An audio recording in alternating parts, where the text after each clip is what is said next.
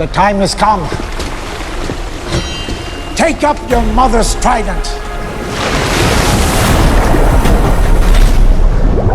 안녕하세요, 햄릿입니다. 오늘은 아쿠아맨과 로스트 킹덤을 보기 전 관련된 세계관을 총정리해보는 시간을 가져보겠습니다. Call me Ocean Master.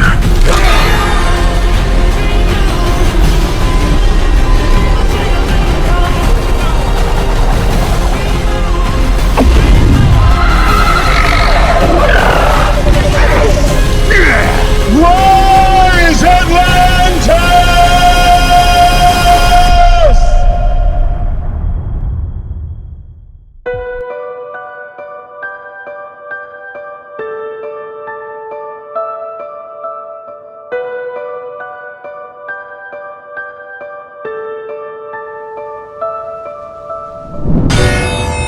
아쿠아맨과 로스트 킹덤은 제임스 완 감독이 속편을 연출한 DCU 두 번째 작품입니다.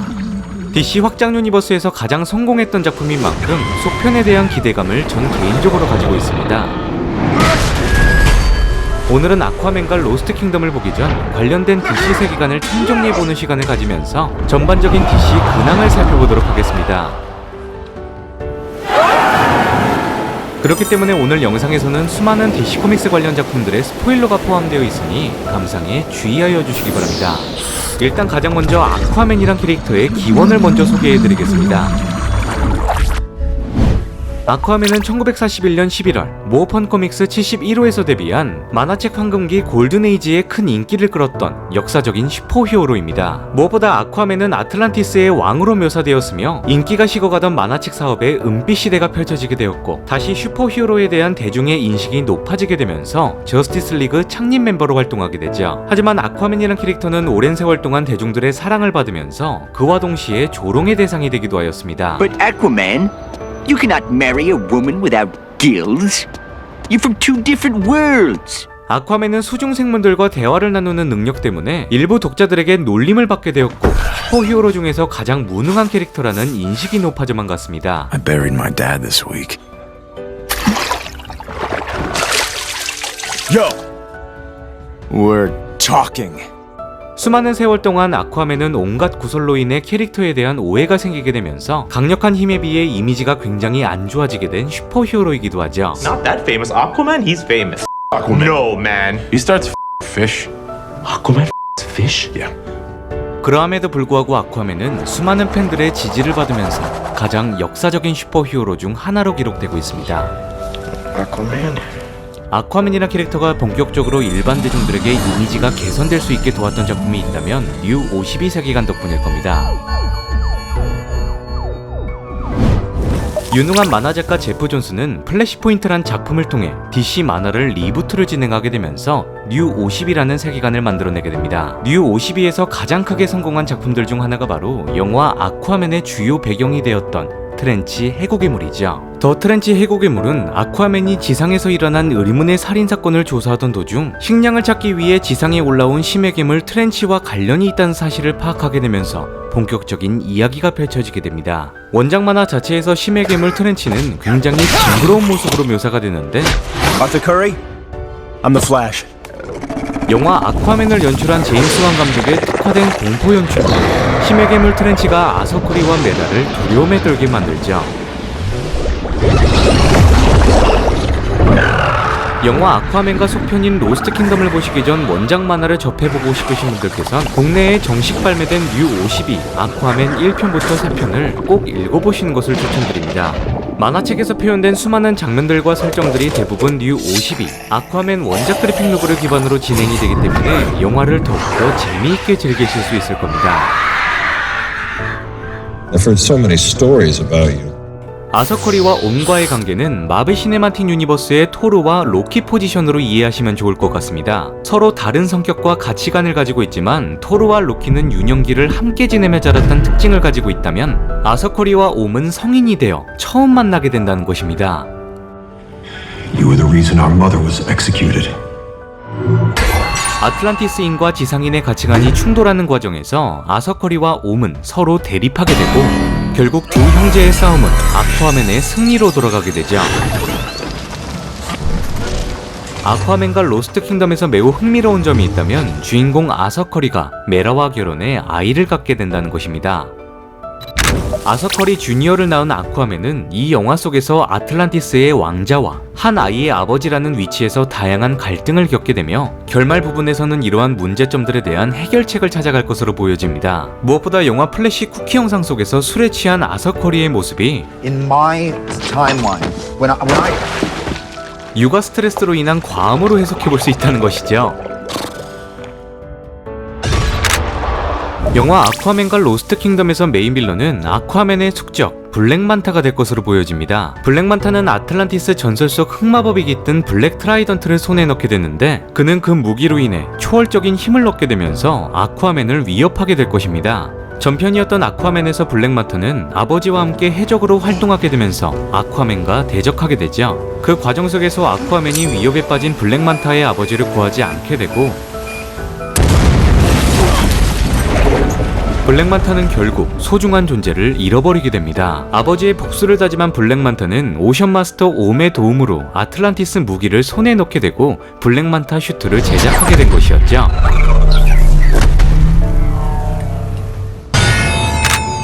무엇보다 블랙만타는 아쿠아맨의 소중한 존재를 죽이고 다닌다는 특징을 가진 명확한 슈퍼빌런 캐릭터입니다. 그는 이번 영화 속에서 다시 한 번 더 아쿠아맨에게 복수하기 위해 아틀란티스 전설 속 무기를 찾아낸 것으로 보여지는데 그가 찾아낸 블랙 트라이던트는 만화책 속에서 등장하지 않는 영화 오리지널이라는 것입니다.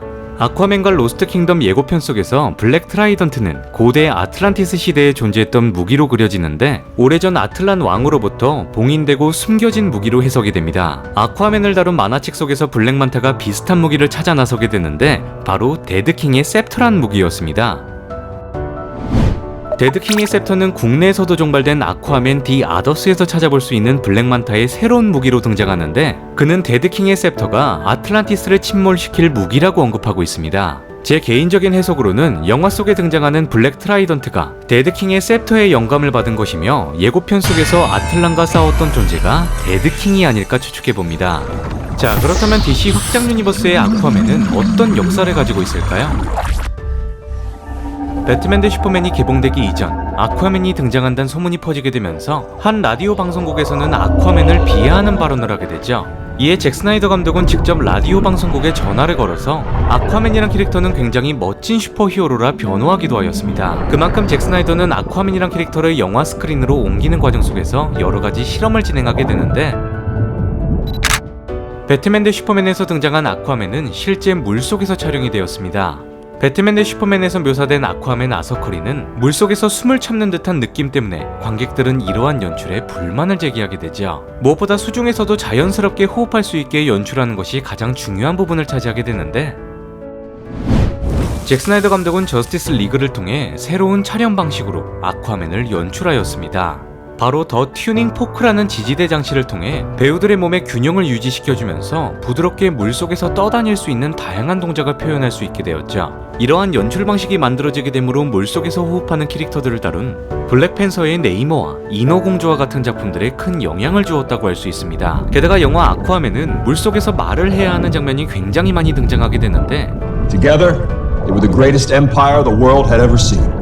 잭 스나이더 감독은 물속에서 대화하는 장면을 조금 다르게 표현하게 되죠. 잭 스나이더의 저스티스 리그에서 묘사된 아틀란티스인들은 평소 물속에서 소통하기 위해 돌고래와 같이 초음파를 이용하게 됩니다. 무엇보다 중요한 점이 있다면 아틀란티스인들은 물속에서 직접적인 언어로 대화하기 위해 공기가 통하는 수중 중력 공간을 만들어내게 되죠. Come on, Mira. He's as short-sighted as he is cruel. 영화 아쿠아맨에서는 수중에서 대화를 나누는 장면이 굉장히 많이 등장하기 때문에 이러한 설정들이 최소화되었지만 저스티스 리그에서 핵심적으로 그 능력을 사용했던 아쿠아맨의 아내 메라는 약혼 대상이었던 오션마스터 옴을 수중 속 중력 공간 안에 가두는 장면이 등장하기도 합니다. 영화 아쿠아맨의 흥행 포인트가 작품이 재미있어서일 수도 있지만 이때 당시 조니 뎁과의 이혼 소송을 진행하면서 앰버 허드의 지지율이 매우 높았던 시기였습니다. 무엇보다 아쿠아맨 속 앰버 허드가 연기한 메라는 남성 관객들에게 큰 만족감을 주게 되었고 원작 팬들에겐 높은 싱크로율로 엄청난 사랑을 받게 되었다는 것이 영화 흥행 성적으로 증명이 되었습니다. 하지만 앰버 허드가 조니 뎁과의 법정 공방에서 대참패를 겪게 되면서 메라의 이미지 또한 추락하게 되었죠. 이에 앰버 허드는 아쿠아맨 속편 로스트 킹덤에서 하차 청원 운동이 벌어지게 되면서 그녀의 분량 또한 대폭 줄어들게 되었습니다. 무엇보다 앰버 허드와 이번 영화 아쿠아맨과 로스트 킹덤에 관련된 충격적인 기사가 발표되었죠. 첫 번째 소식은 조니 뎁과의 법정 공방 당시 어처구니 없게도 침대에 똥을 싼 사진이 유출된 아쿠아맨의 아내 메라를 연기한 앰버 허드 소식입니다. 최근 미국의 언론 매체 버라이어티에서는 굉장히 충격적인 비밀 문서를 공개하게 되었습니다.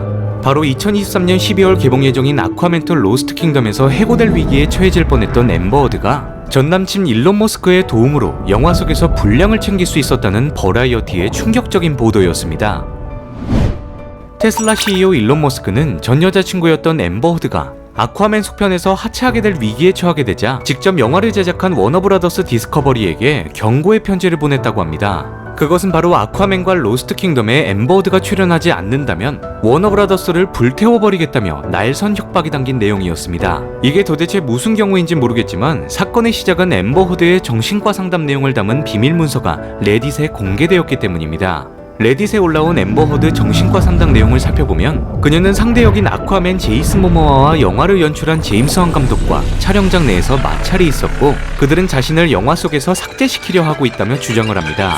앰버 허드는 제이슨 모모아가 일부러 자신을 조롱하기 위해 조니 뎁처럼 보헤미안풍 옷을 입고 촬영장에 나타난다고 하며 술에 만취해서 수차례 지각을 하였다고 말합니다. 이러한 주장에 맞대응한 DC 대변인은 제이슨 모모아 자체가 원래 보헤미안풍 옷과 다양한 반지를 착용하며 촬영장에서 맥주를 마시긴 했지만 언제나 프로페셔널한 모습을 보였다고 앰버 허드의 주장을 반박하였습니다. 게다가 앰버 허드는 영화를 연출한 제임스 완 감독이 자신에게 언성을 높이며 자신의 분량을 삭제시키려 한다고 말했습니다. 일전에 DC 필름즈 전 회장 월터 하마다는 제이슨 모모아와 앰버 허드의 영화 속 케미가 잘 맞지 않는다고 언급하게 되면서 아쿠아맨 속편에서는 메라의 분량이 대폭 줄어들게 될 것임을 밝혔습니다. 그러한 과정 속 앰버 허드의 주장은 이미 조니 뎁과의 재판 과정처럼 일부의 내용이 과장되거나 자신은 피해자라며 코스프레를 하고 있는 것으로 해석이 됩니다. 아쿠아맨과 로스트 킹덤에서 하차할 위기에 놓인 앰버 허드는 도움의 손길을 요청한 인물이 있었으니 바로 전 남친 일론 머스크였던 것입니다. 그는 다소 공격적으로 앰버 허드가 아쿠아맨과 로스트 킹덤에 출연하지 않는다면 워너브라더스를 불태우겠다는 발언을 하게 됐는데 이러한 행동을 자청하면서까지 앰버 허드를 감싸줬던 이유를 해석해보자면 그는 그녀에게 밝혀져선 안 될 치명적인 약점이 잡혔거나 어쩌면 일론 머스크가 그때는 진심으로 사랑했던 것으로 생각할 수 있을 것 같습니다. 그는 얼마 전 트위터를 탈바꿈시킨 X의 한 장의 사진을 업로드하게 됐는데 그것은 바로 게임 오버워치 속 메르시 코스튬을 착용한 앰버 허드의 사진이었죠. 일론 머스크는 앰버 허드와 교제하던 당시 평소 즐겨하던 게임 오버워치 속 메르시를 닮은 그녀에게 코스튬을 입어줄 수 있냐고 요청을 하게 되었고 바쁜 영화 스케줄을 소화하던 와중에도 앰버 허드는 2달 동안 메르시 복장을 완성시켜 사진을 전송하게 된 것으로 보여집니다. 그는 메르시 복장을 착용한 앰버 허드의 사진을 업로드하면서 그녀는 정말 메르시 같았다며 친히 글귀까지 작성하였죠. 그가 무슨 이유로 워너브라더스를 불태우겠다고 협박했는지 명확하게 밝혀진 바는 없지만 일론 머스크의 위협적인 발언으로 앰버 허드가 영화 속에 등장할 수 있게 되었다는 것입니다. 아쿠아맨과 로스트 킹덤에서는 메라와의 로맨스 이야기보다 2부 형제 오션 마스터 옴과의 브로맨스에 초점이 맞춰졌습니다.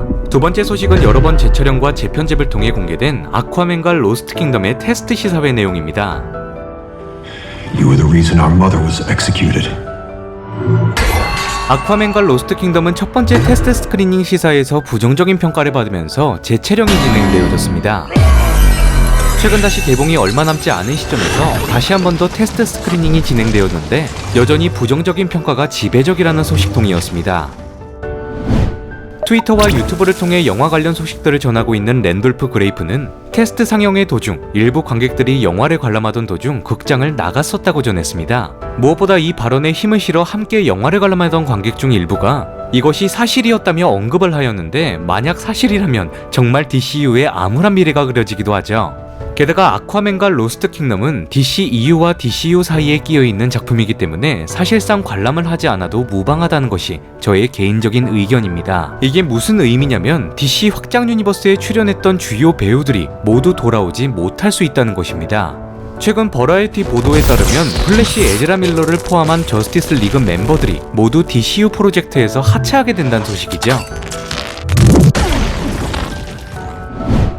제임스 건은 영화 플래시 이후 모든 세계관이 리부트되며 확장 유니버스는 DCU로 바뀌게 된다고 언급한 바 있습니다. 이 뜻이 완전한 리부트가 될 것이라는 의미인지 아니면 일부 배우들이 교체된 상태에서 진행된다는 의미인지 영화 소식을 전하는 입장에서 매우 곤란한 상황이었죠. DCU 첫 번째 영화 블루비틀 또한 DC 역사상 최저 관람객을 찍으면서 망작 반열에 오르게 됐지만 평가적으로는 긍정적이었기 때문에 블루비틀이 계속 등장하게 될지는 조금 더 지켜봐야만 하는 상황입니다. 무엇보다 제임스 건의 DCU는 슈퍼맨 레거시를 통해 완벽하게 새로운 시작을 알리는 작품으로 주인공이 완전히 바뀌는 이슈가 발생하게 되죠. 최근 에즈라 밀러의 플래시 하차가 버라이어티 보도를 통해 전해졌고 원더우먼 갤 가돛의 미래 또한 불투명하다는 것이 확정적으로 변해가고 있습니다.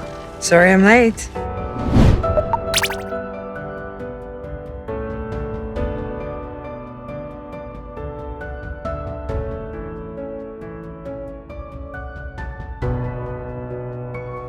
슈퍼히어로 장르는 역사적으로 언제나 실패를 거듭하였습니다. DC와 마블 모두 같은 시기에 인기가 식어가게 되었고 작품이 잘 팔리지 않는 시기가 있었죠. 하지만 죽어가던 슈퍼히어로의 장르가 다시 부활할 수 있게 포문을 열었던 곳에는 언제나 DC의 역할이 코믹스 역사적으로 매우 중요했다는 기록이 존재합니다.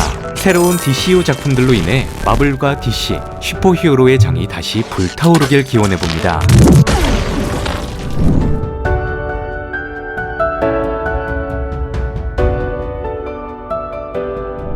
자, 지금까지 DCU 최신 소식들을 전해드렸습니다. 영상이 마음에 드셨던 분들은 구독과 좋아요를 눌러주시면 영상을 만드는데 큰 도움이 됩니다. 제임스 건 DCU의 미래, 이상 햄릿이었습니다.